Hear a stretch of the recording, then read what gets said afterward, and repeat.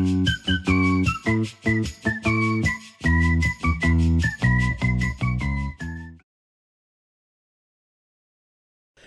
and welcome back to my YouTube channel. For those of you who don't know me, of course, I am the FPL Train, and in today's video I'm going to be going through my team selection for game week 10. Now I am back from my holiday, so I will also, of course, as you can see on screen, looking at the previous game week 9, and talking about how I got on. Now I will say game week 8 I didn't score much in terms of points, but I did actually get a green arrow, only by 40,000, in rank, but I still got a green arrow in game week 8, so I'll take that. But yeah, looking at game week 9, then see how I got on here. I scored 64 points overall, which did actually give me another green arrow. Again, not a massive one, but nevertheless, I still got another green arrow, which, happy days. That's now 3 in a row after such a disastrous start. So we'll start off with my goalkeepers. So, I mean, obviously, the one on the bench doesn't play, so there's not much to say there. Martinez, he only did score 2 points. I mean, it's disappointing, really. They conceded against Bournemouth. I'm pretty sure they conceded right at the end as well, which was really frustrating. Nailed on for a clean sheet, and then that happens. I was absolutely gutted to that. So, yeah, that was disappointing. Obviously, I mean, I'll say at game week 8, I was absolutely buzzing that he saved that penalty, so I was really happy there. So at least he actually finally got some returns there. But yeah, unfortunately, game week 9, that wasn't exactly the case. With my defence, first up is obviously Gabriel. I mean, he went off early with an injury. He had already conceded a goal anyway, so it wasn't really a massive, loss really, because he was only going to score that extra point. But yeah, he is, of course, well, I don't know if he'll be playing in game week 10, but he did get a knock. But I wasn't expecting much, really. I said in my last video, it's going to be a gamble. I'm going to stick with the Arsenal and the Liverpool defender and just hope it's going to be a 0-0. And I felt like it could have been a 0-0, but it wasn't. I was right at the draw, but it was a score draw, which is a shame. But yeah, nevertheless, I only got the 1 point in there from Gabriel. And then Van Dijk alongside him, of course, in the same game.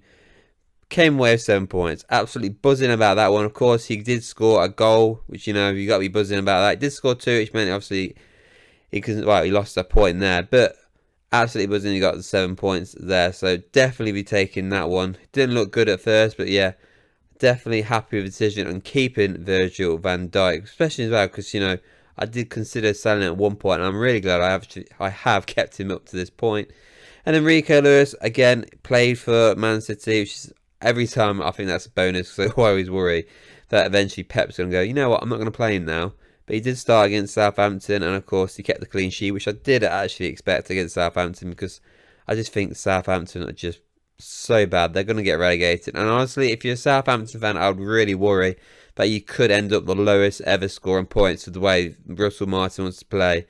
It's suicide football. It's not good. Yeah, it may look good on the eye, but come on, you've got to get at least one win eventually. And then, of course, my 2 defensive bench options. I mean, my whole bench didn't exactly score much. 3 points in total between 4 players isn't a lot. So, yeah, Delo, I mean, missed an absolute sitter. So, probably got away with that one, really. So, he only got the 1 point there. Ockley, I mean, 1 point against Forest. I mean, I didn't think Leicester would win that game, to be fair. But that was disappointing. And he was really awful the other night against Man United. So, that's a bit of a worry. And then Semenyo as well, of course, only got the 1 point against Aston Villa, which I was kind of relieved about. He got the yellow card because that was a game that he could probably have scored, because Aston Villa keep conceding goals, which is really, really annoying. So with my midfield then, so first up, I'm going to be talking about Mbeumo. I'm absolutely loving him. Absolutely love him so much. He's absolutely quality player. Honestly, he deserves to be at one of the big clubs next season. He has been phenomenal yet again this season. 8 goals in 9 starts this season. It's going under the radar, obviously, but that is absolutely phenomenal. He's not that far away from Erling Haaland in goals. I think Haaland's got like 11 goals. Obviously, he had that cracking start where he scored 10 goals in like 5 games, but he's only on 11 goals now. So Mbeumo's only 3 goals behind him. That's absolutely unbelievable. So yeah, 15 points in total. Absolutely buzzing about that, because he got 2 goals and obviously 3 bonus points. Cracking game that Ipswich game was. Absolutely buzzing about that. Yeah, he's absolutely smashed it. It's just a shame he wasn't my captain. Phil Foden is coming to my team. I did say last week, I was gonna obviously I was on away, so I couldn't really see too much, but I saw that Saka didn't play at all last week, so I thought, you know what, I'm gonna have to bring Foden in because Foden did start for Man City. When I saw that he started against Southampton, I was buzzing. The fact that he blanked was quite a big shock, to be fair. I mean, at least he played 90 minutes, but yeah, I was really shocked that he blanked. So honestly, I thought he was going to get double, double points, 10 to 15, like an Mbumu. So that was a bit disappointing, really. So yeah, I've brought him in. Saka's since then come back in the side and scored, which is really, annoyed me, to be honest. It really does my head in when that happens. So I've actually lost out on points there. So yeah, Phil Foden's done me there. Rodgers was disappointing. Only got the 1 pointer there. He only played 56 minutes as well, which is, a bit of a shock. I mean, obviously, game week 8, though, he did actually save me probably getting a green arrow, getting that goal. But yeah, only the 1 point, though, for game week 9, which is disappointing. And Emmanuel Smith-Rowe, I mean, I'm so glad I've kept him.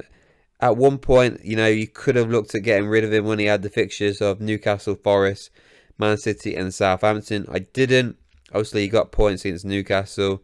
Got only a clean sheet bonus against Forest. And then, obviously, as expected, he blanked against the likes of Villa and Man City. But come up against a side that he can beat. He gets, obviously, the important assist, which meant he got 6 points in total. Because, obviously, he got the clean sheet bonus point as well. Because he was off the pitch when Everton scored, which is definitely handy. And then, obviously, that leaves my 3 strikers. So, India, whatever you say his name, he blanked, which was a bit frustrating against Fulham, but played 90 minutes again. I will say though, he did score on game week 8 against Ipswich, which I was really buzzing about, because I know quite a few people choose Calvert-Lewin because he's a penalty taker, but Calvert-Lewin is a shocking striker. I mean, he had that one good season, and it's just a one-season wonder in my opinion. So yeah, he got that goal, got the 3 bonus points as well, which was buzzing. So yeah, unfortunately he blanked in game week 9, but game week 8, him and Rodgers, probably the reason why I got the green arrow, because they are, well, particularly India. He's only 1.4% owned, India, whatever your name is. But yeah, blanked in game week 9, which is disappointing. Cunha came into my team.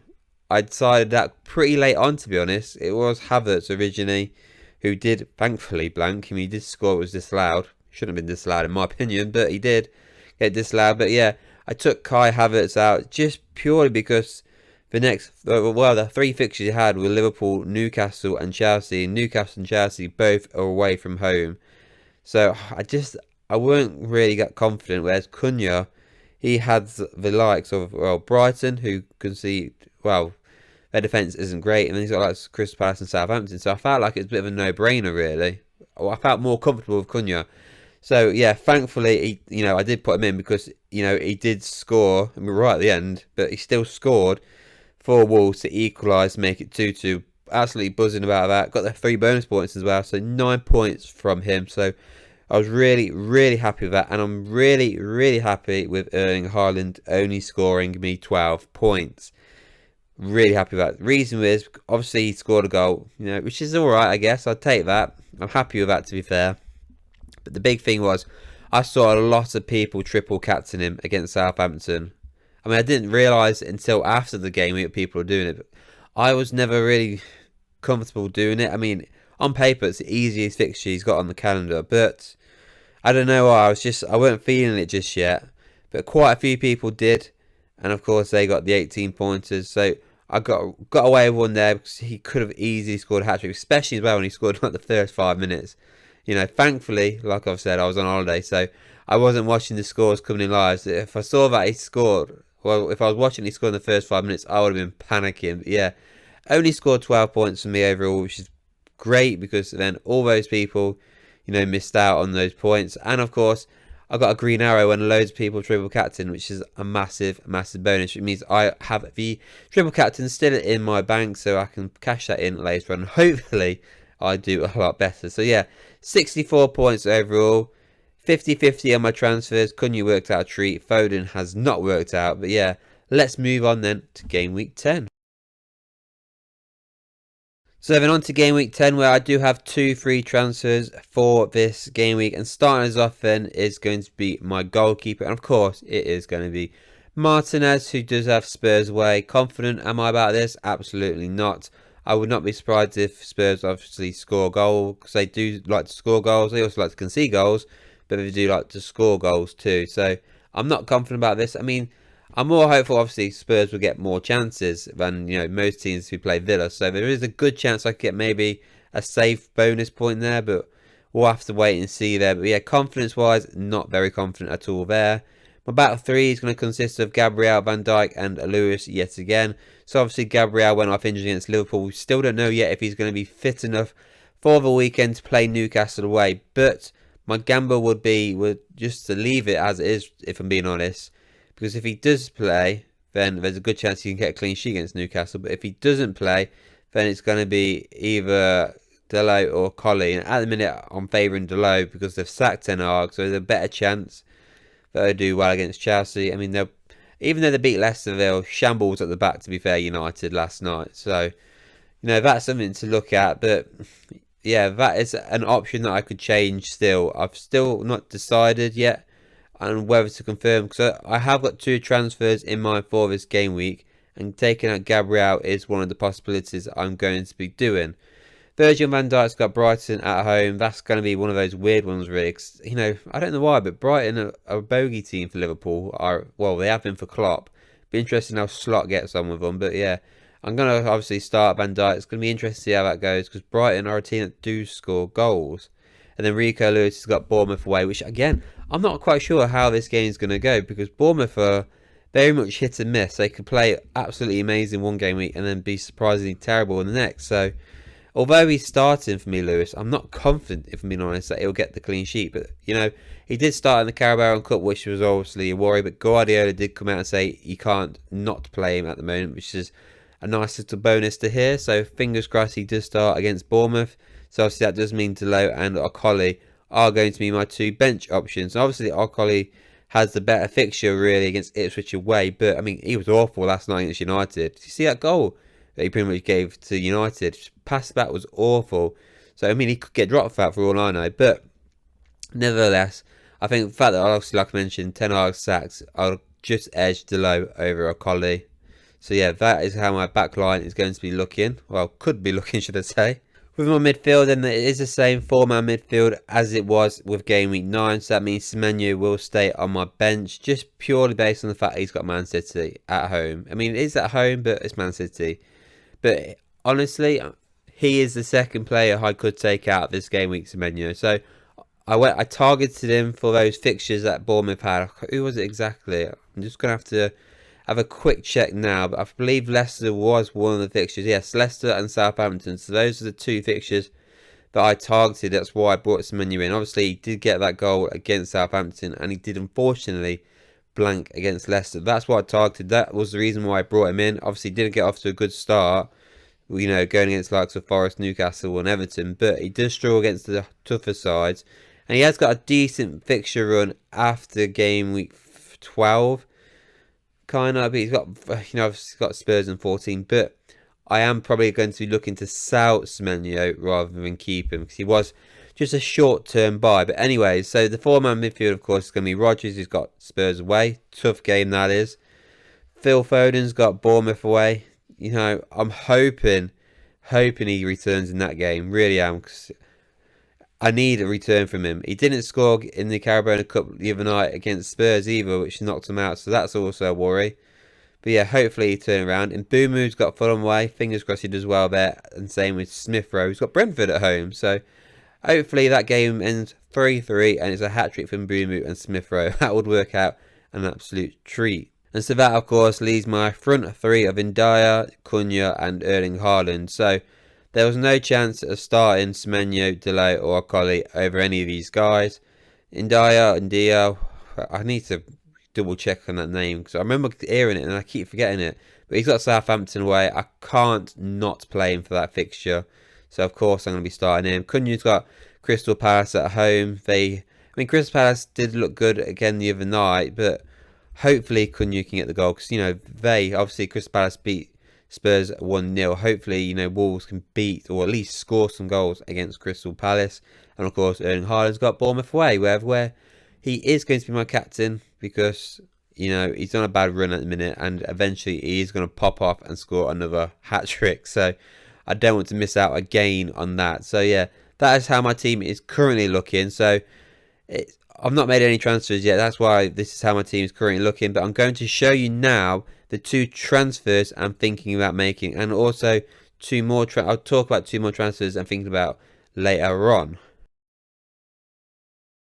So this is how my team could possibly line up then for game week 10. And that is, of course, taking out Gabriel for Mykolenko and Semenyo for Mohamed Salah. Now, I really do want Mohamed Salah. He's got Brighton at home. Now, I did say Brighton are a bogey team for Liverpool, but the way Brighton play, it works in Salah's favour. Obviously, he was on the bench for the Carabao Cup, so he's going to be fresh-legged as well for game week 10. And more importantly as well, game week 12, you know, Liverpool at Southampton away. That is a fixture I'm targeting as well. So I really want him for that, and obviously want him for the game week 10. Game week 11 is a tricky one against Villa, but I want to get Mohamed Salah for those fixtures. But to get him in, even though I have 5.6 million in the bank, taking out Semenyo for Salah, I still need to free up some more money. So what I've done is I've taken out Gabriel because I don't know how long he's going to be out for. His next 3 fixtures are Newcastle, Chelsea and Forest, which is not easy at all. Even when you look further on, West Ham isn't exactly easy, and neither are Man United now. I mean, we don't know how Man United are going to be with the new manager at that point, but not a great run. So it makes sense to get rid of Gabriel now. So that gives me then 0.4 million in the bank. So obviously, you probably wonder why I went Mykolenko. It's because he's the cheapest starting defender week in, week out that I could get, if I'm being honest. And well, I could have gone for like Foes or something, but I'm not going double Leicester defence. You having a laugh? Because he's awful. He's been awful this season. So bringing back Mykolenko in my team, just because, I mean, he's got Southampton away game week 10, which isn't a bad fixture at all. He does have some tricky fixtures then after, but I'm not expecting him to get clean sheets at all. I'm not going to lie, I'm not expecting that. I just want to get him in so then I can look further ahead to game week 12. So my idea is then, so bringing the Mykolenko and Salah, what I want for game week 12 is I want to take Foden out because he's got Spurs away, which is, or is it at home? I think he's got Spurs at home, which isn't going to be easy. Bringing Cole Palmer for him, then I still need to free up more money because Palmer is currently sat at 11 million, which is not great. But yeah, so what I'm thinking is bringing Palmer for Foden. I want a Liverpool defender still for Southampton away for game week 12. So that would mean taking out Virgil van Dijk, which is a shame. But I can get Konate in. And then I still need some more money then to free up to then have a team. And that would mean taking out India or India, however you say his name. And then that leaves me with 4.7 million.